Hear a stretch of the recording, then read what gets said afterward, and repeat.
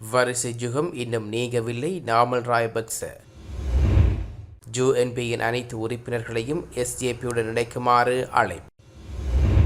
Car விபத்தில் சிக்கிய நடிகர் ஜீவா. ரூபாய் 3 கோடி பெறுமதியான மதுபான போத்தலுடன் சிக்கிய 6.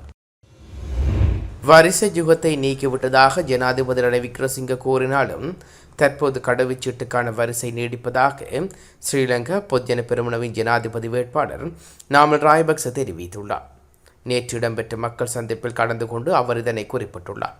வரி அதிகரிப்பு மற்றும் அரசு சொத்துக்களை விற்பனை செய்வதனாலேயோ அரசு வருமானம் அதிகரிப்பதாக அரசாங்கம் கருதுமானால் இது தவறான விடயமாகும். நட்டமீட்டும் அரசு நிறுவனங்களை விற்பனை செய்தால் ஒருபோரும் தீர்வு காண முடியாது.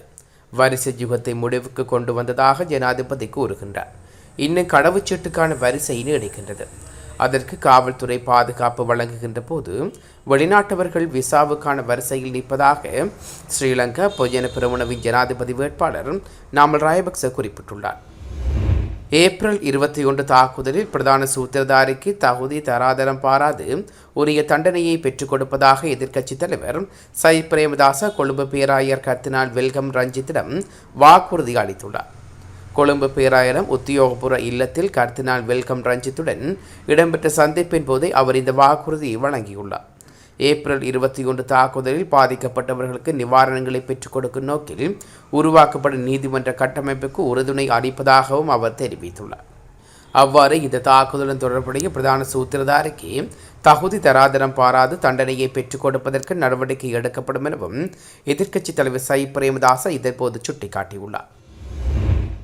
விவசாயத்துறையினை நவீனமயப்படுத்துவதே தனது முதன்மை நோக்கமாகும் என சுயேட்சை வேட்பாளர் ஜனாதிபதி ரணில் விக்ரமசிங்க தெரிவித்துள்ளார். தம்பதனியா பகுதியில் இடம்பெற்ற மக்கள் சந்திப்பில் அவர் இதனை குறிப்பிட்டுள்ளார். நாட்டை பொறுப்பேற்று அரசாங்கத்தை அமைப்பதற்கு கட்சி ஒன்று இருக்கவில்லை. ஆனால் ஒருவரை விமர்சித்தவர்கள் இக்கட்டான சூழ்நிலையை எதிர்கொள்வதற்காக ஒன்றிணைந்தோம். ஏதாவது ஒரு வகையில் நிவாரணங்களை வழங்க முடிந்தது. இவை அனைத்தும் 24 மணித்தியாலத்தில் நிகழ்ந்துவிட முடியாது. சிலர் வரியை குறைப்பதாக கூறுகின்றார்கள்.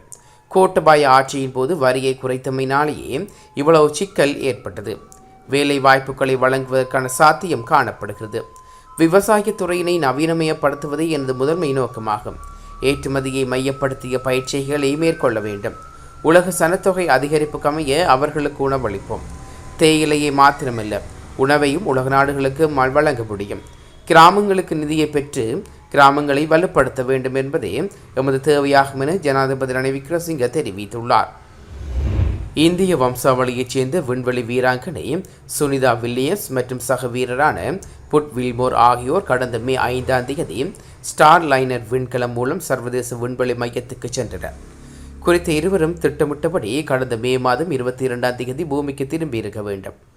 ஆனால் ஸ்டார் லைனர் விண்கலத்தில் சீலியம் வாயு கசிவு மற்றும் உந்து விசை கருவியினால் ஏற்பட்ட தொழில்நுட்ப கோளாறு காரணமாக பூமிக்கு திரும்புவதில் சிக்கல் உருவானது.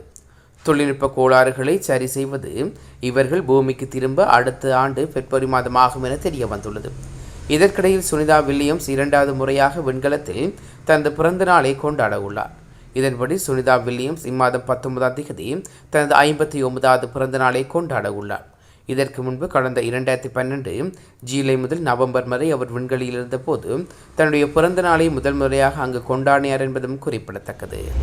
இந்தியாவின் டெல்லி, உத்தரப்பிரதேசம், ஹரியானா, பஞ்சாப் மற்றும் ஜம்மு காஷ்மீர் ஆகிய மாநிலங்களில் நேற்று 5.8 மெட்ரிக் டன் அளவில் நில அதிர்வு ஏற்பட்டது. மேலும் வட இந்தியா, பாகிஸ்தான் மற்றும் ஆப்கானிஸ்தான் ஆகிய நாடுகளில் சில பகுதிகளில் நில அதிர்வுகள் ஏற்பட்டுள்ளதாக வெளிநாட்டு ஊடகங்கள் செய்தி வெளியிட்டுள்ளன. பாகிஸ்தானில் நேற்று மதியம் 12:58 மணியளவில் 5.8 மெட்ரிக் டன் அளவில் நில அதிர்வு ஏற்பட்டதாக ஜெர்மனிய புவியியல் ஆய்வு மையம் தெரிவித்துள்ளது. இந்த நில அதிர்வினால் ஏற்பட்ட சேத விவரங்கள் குறித்து எந்த தகவலும் இதுவரை வெளியிடப்படவில்லை. இதனிடையே டெல்லி மற்றும் அதன் சுற்றுவட்டார பகுதிகளில் 2 வட்டாரங்களுக்குள் ஏற்பட்ட 2வது நில அதிர்வு இதுவாகும். ஐக்கிய தேசிய கட்சியின் அனைத்து உறுப்பினர்களையும் ஐக்கிய மக்கள் சக்தியுடன் இணைந்து கொள்ளுமாறு நாடாளுமன்ற உறுப்பினர் SM மரிக்கார் அழைப்பு விடுவித்துள்ளார். கொழும்பில் நேற்று இடம்பெற்றுள்ள ஊடக சந்திப்பில் கலந்து கொண்டு கருத்து தெரிவிக்கும் போதே அவர் இந்த விடயத்தை கூறியுள்ளார். ரணில் விக்ரமசிங்க தனது தோல்வியை ஏற்றுக்கொண்டுள்ளதுடன் அனுருகுமார திசாநாயக்காவுக்கு வாக்களிப்பதற்கு தயாராகியுள்ளார்கள். கடந்த காலங்களில் ராஜபக்சாவுடன் ஒப்பந்தம் மேற்கொண்ட ரணில் விக்ரமசிங்கே ஐக்கிய தேசிய கட்சியை பூஜ்ஜியமாக்கினார். அதேபோன்று தற்போது அன்றகுமார திசாநாயக்கவுடன் ஒப்பந்தம் மேற்கொண்டு அவருக்கே வாக்களிப்பு இருப்பதாகவும் கூறியுள்ளார். ரணில் விக்ரமசிங்கே இதன் மூலம் சயீத்துக்கு வாக்களிக்க வேண்டாம் என மறைமுகமாக கூறியுள்ளார். ஐக்கிய தேசிய கட்சியினர் ஒருபோதும் மக்கள் விடுதலை முன்னணிக்கு வாக்களிக்கப் போவதில்லை. ஐக்கிய தேசிய கட்சியின் கொள்கைகளுக்கு துரோகம் இழைக்காத குழு ஒன்றும் ஐக்கிய மக்கள் சக்தியுடன் இணைந்துள்ளது. இதன் காரணமாக ஐக்கிய தேசிய கட்சியின் அனைத்து உறுப்பினர்களும் தங்களுடன் இணைத்துக் கொள்ள வேண்டும் என ஐக்கிய மக்கள் சக்தியின் நாடாளுமன்ற உறுப்பினர் SM மரிக்கார் வலியுறுத்தியுள்ளார். தமிழ் சினிமாவில் முன்னணி நடிகர்களில் ஒருவர் ஜீவா. இவர் நேற்று சேலத்திலிருந்து சென்னைக்கு குடும்பத்தாருடன் காரில் சென்று கொண்டிருந்த போது விபத்து ஏற்பட்டுள்ளது. ஊர்துளி ஒன்று குறுக்கே வந்ததால் நடிகர் ஜீவா சென்ற கார் வீதியின் தடுப்பு சுவரில் மோதி விபத்துக்குள்ளானதாக தகவல்கள் வெளியாகியுள்ளது. இந்த விபத்தில் நடிகர் ஜீவா உட்பட அவரது குடும்பத்தினர் சிறிய காயங்களுக்கு உள்ளாகினர். மேலும் காரின் முற்பகுதி முற்றாக சேதமடைந்துள்ளதாக இந்திய செய்திகள் தெரிவிக்கின்றன. சுமார் 3 கோடி ரூபாய் பெறுமதியான வெளிநாட்டு மதுபானம் மற்றும் ஆடைகள் உள்ளிட்ட பொருட்களை கடத்தி வந்த 6 பேர் கட்டநாயக்க விமான நிலையத்தில் கைதாகியுள்ளார்கள். 5 இலங்கையர்களும் இந்திய பிரஜை ஒருவரும் இவ்வாறு விமான நிலைய குற்றப்புலனாய்வு பிரிவினரால் கைது செய்யப்பட்டுள்ளனர். கைதான இலங்கையர்கள் கொழும்பு, ஹட்டன் மற்றும் வத்தலை ஆகிய பகுதிகளைச் சேர்ந்தவர்கள் என விசாரணைகளில் தெரிய வந்துள்ளது. இந்தியாவின் பெங்களூரிலிருந்து 2 விமானங்களில் வருகை தந்த அவர்களிடமிருந்து பல்வேறு வகையான 159 வெளிநாட்டு மதுபான போத்தல்கள் கைப்பற்றப்பட்டுள்ளதாக தெரிவிக்கப்பட்டுள்ளது. நீர்வளங்கள் மற்றும் சுகாதார நல மீள்கட்டமைப்பு வேலை திட்டத்தை நடைமுறைப்படுத்துவதற்காக இலங்கைக்கு முதல் கட்டமாக 100 மில்லியன் அமெரிக்க டாலரை கடனாக வழங்க ஆசிய அபிவிருத்தி வங்கி அனுமதி வழங்கியுள்ளது. இந்த வேலை திட்டத்தை நடைமுறைப்படுத்துவதற்காக 200 மில்லியன் அமெரிக்க டாலர் பெறுமதியான 2 கடன் வசதிகளை ஆசிய அபிவிருத்தி வங்கியிடமிருந்து பெற்றுக்கொள்வதற்காக இலங்கை அரசாங்கம் நடவடிக்கை எடுத்து வருகிறது. அதன் முதலாவது வேலை திட்டமான காலநிலை தாங்குதிறன், அனைத்து தரப்பினரையும் உள்வாங்கல், சுற்றாடல் பேண்தகு நிலைமையை வலுப்படுத்துதல் என்பவற்றிற்காக 100 மில்லியன் அமெரிக்க டாலரை பெறுவதற்காக அரசாங்கம் அனுமதி வழங்கியிருந்தது. முன்னாள் சுகாதார அமைச்சர் கெஹலிய ரம்புக்வெல உட்பட 3 பேருக்கு பிணையில் செல்ல மாளிகாகந்த நீதிவான் நீதிமன்றம் அனுமதி வழங்கியுள்ளது. தரமற்ற இம்ஜுனோகுளோஃபினின் ஊசி மருந்துகளை கொள்வனவு செய்தமை தொடர்பில் மேற்படி சந்தேக நபர்கள் கடந்த பிப்ரவரி 2ஆம் தேதி கைது செய்யப்பட்டு விளக்கமறியலில் வைக்கப்பட்டிருந்தனர்.